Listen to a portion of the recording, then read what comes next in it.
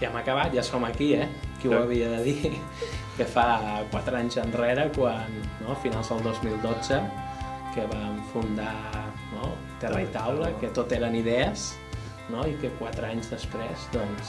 Déu-n'hi-do. Jo crec que és molt important el que han fet el padrí, la figura del padrí mateix, perquè mira, ara amb el padrí que no havia vingut cap acte, el Pep Palau, no? Quan es va trucar per dir per anar a Estocolm, i jo recordo quan es va dir que havíem d'anar a fer un càtering per 80 persones a 3.000 quilòmetres. Què ho diria? Sí, clar, tot comença, Sembla que un viatge es prepari en 3 dies, però què fa ja un parell de mesos abans ja que comença una miqueta la proposta i comencen doncs a sorgir a veure, quan pesa cada caixa? Com es fa, no? Quines mides té cada caixa? Te'n recordes tu les ISOs tèrmiques? Quantes ISOs tenim, no? Després pesar, ingredient per ingredient, una feinada de por, no? Vull dir, imagina't, no? Ja era prou de feina preparar un banquet per 80 i a sobre després pesar, o sigui, portant 1 quilo de sal, 1 quilo de sucre, pensant en tots els ingredients, en tot el material, però jo crec que al final ho hem aconseguit. Sí, clar, un producte sec, no? I el producte no sé si haguéssim trobat garrofa, no garrofa no haguéssim trobat. Ni avellana de Reus ni res del Camp de Tarragona, no? Ni bons cítrics ni res, però bueno. Va marxar en furgoneta i va anar directament cap a Estocolm, aquest no va anar amb avió. Hòstia, va anar amb tot el material d'infraestructura conjuntament amb la... I després el Fred? El Fred sí que va anar de l'aeroport. Recordo el Fred, que vam dir, ara sol el Fred, i ve l'Oriol, amb el Turbix, amb l'Operol, amb el no sé què, i vam dir, havíem de dir els quilos, i tantes coses que vam dir, no, de material fresc hi haurà uns 200 quilos de menjar, 350 quilos. 350 quilos de menjar, vam dir, hòstia, Oriol, hem de retallar cassoles de fang fora, el Turbix fora, però al final jo crec que va marxar tot bé. Recordo l'Oriol que va vindre amb el nen, el Jordi Pasqual va deixar les nenes plorant menjant i vam empaquetar l'últimes caixes fredes perquè havia anat tot controlat per passar aduanes i teníem por que no passés a aduanes perquè vam anar limitats. I va arribar a les 2 de la nit i a les 7 del matí a esmorzar, després es van trobar tots, tot l'equip allà esmorzant, ja estàvem forces, contents, i a les 8 arribava el material, i per sort va arribar el material a les 8, Sí, va ser clavat. El més complicat va ser també la inducció, no? Qui treballa amb inducció, no? No estem gaire acostumats. Qui fa un arròs, un arrosset i files amb inducció? Aquesta era la preocupació una miqueta, no? Dels cuiners. Dels cuiners, però bueno, no ens podem queixar, la veritat que el local era un 10. Bàsicament era fantàstic per acollir aquest acte, no? Al matí a les 8 vam arrencar, no? I començar a preparar, a mi sembla... Cadascú la seva feina, com a bojos, i jo preparant el seu cooking, l'altre a la cuina i els altres muntant el mercat. Me'n recordo sort de la Maria, que va la Maria, la dona de l'Oriol, va fer una bona feina amb el Jordi i tot el club, muntant el mercat, va quedar molt xulo. Aquesta primera part, que teníem que una miqueta ensenyar el que eren els productes del nostre territori, i va quedar molt maco. La veritat que aquelles petites paradetes amb fruit sec, els nostres cítrics, els nostres sucs, les nostres coques enramades, l'oli... Totes les verdures que vam portar. Els calçots, i la carxofa, el nostre pèsol... Hòstia, va quedar molt xulo, no? S'explicava una miqueta on era Catalunya, amb quina anàvem parlant concretament de la zona, de Tarragona, el que seria la província, Penedès, Baix Penedès, Penedès Marítim, i s'ensenyava a través del mercat uns productes que podíem trobar allí, i intentar també ensenyar una miqueta més l'autòcton. Vam fer la segona part, que la segona part constava una miqueta d'un taller en què s'explicava molt bàsicament dues coses que serien molt típiques no? Com el pa amb tomàquet, l'Oriol... Sí, me'n recordo que això ho vam Sí. dissenyar, de fer el pa amb tomàquet i la salsa, etc. Pues, l'Oriol Rossell tenien tot allò, el sortit de pans rústics, no? A la Hòstia, parada, els pans eren Jordi va bons, agafar el pa a la forma Oh, tradicional, tallant allí.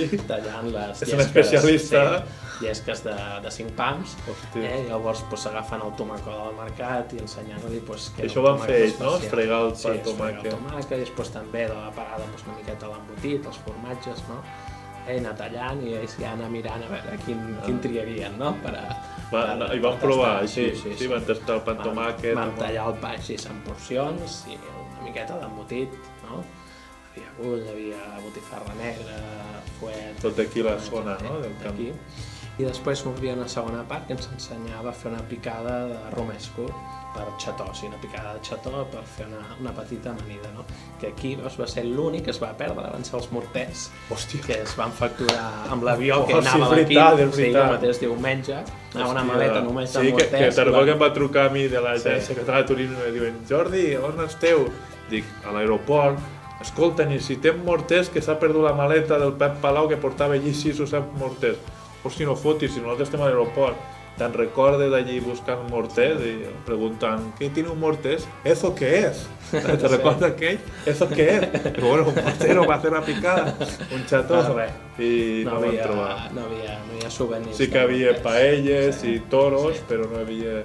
Era morter. I ja, bueno, en fi. Com el vas passar a mi? Després passaven a... Show cooking. Era el primer cop que jo feia show cooking en anglès. Vull dir que jo estava acollonit perquè, clar, dic, hòstia, aquesta gent són suecs, no són anglesos, dic, no m'entendran ni el meu anglès ni res, perquè jo anglès parlo com un índio, no? I dic, hòstia, però va ser curiós perquè jo vam mostrar, vam parlar, no? El rossellot de fideus, els cabells de peix blau i els bunyols de vent. I jo dic, hòstia, l'aioli, faig aioli perquè aquesta gent, si mengen aioli em dirà que això és una barbaritat, no? Me'n recordo que li vaig donar a Josep Pasqual, escolta, fem un aioli, vale? I li vaig donar 10 olls pelats perquè fes un litre d'aioli i va al bruto, pot els 10 alls, un litre d'oli i va fer un aioli que rabiava. Pues, saps que quan vaig preguntar si realment havien provat aioli, si els agradava, la coneixien aquesta salsa i els agradava molt, tots van aixecar el braç que era aioli i vaig fer la rossejada allà en directe, se van quedar parats quan vaig començar a cremar el fideu. Dic, què fa amb la pasta de fregir? Que sortirà d'aquí? I es va explicar que tot és un tema de color, de gust, per agafar la fideuà, no? I que després veurem que els fideuàs es trempin, no? Es fiquen cada dalt, no? I li va sorprendre molt la fideuà perquè el rostit, no sé què fa aquest rostit amb oli fideu, no? Que vaig explicar que s'han de secar, això.